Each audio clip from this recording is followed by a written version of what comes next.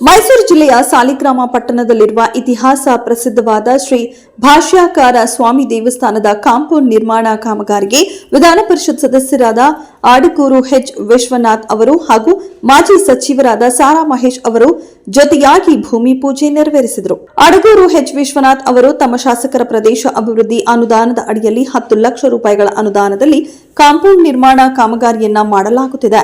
ದೇವಸ್ಥಾನದ ಅಭಿವೃದ್ಧಿ ಕಾರ್ಯಗಳಿಗೆ ಸರ್ವರು ಕೈಜೋಡಿಸಬೇಕು ಎಂದರು. ಇನ್ನು ಶ್ರೀ ಭಾಷ್ಯಕಾರ ಸ್ವಾಮಿ ದೇವಸ್ಥಾನವು ಉತ್ತಮ ರೀತಿಯಲ್ಲಿ ಕಾರ್ಯನಿರ್ವಹಣೆಯಾಗುತ್ತಿದ್ದು ಮುಂದಿನ ದಿನಗಳಲ್ಲಿ ಈ ದೇವಸ್ಥಾನವು ಮತ್ತಷ್ಟು ಅಭಿವೃದ್ಧಿಯಾಗಿ ಪ್ರಮುಖ ಧಾರ್ಮಿಕ ಕ್ಷೇತ್ರವಾಗಲಿದೆ ಎಂದರು.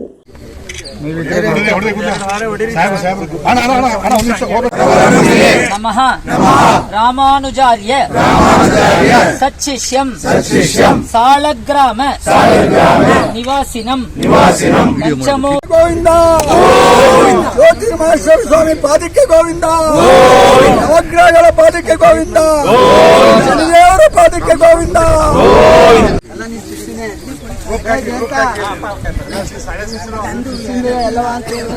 ನನ್ನ ನಂಬರ್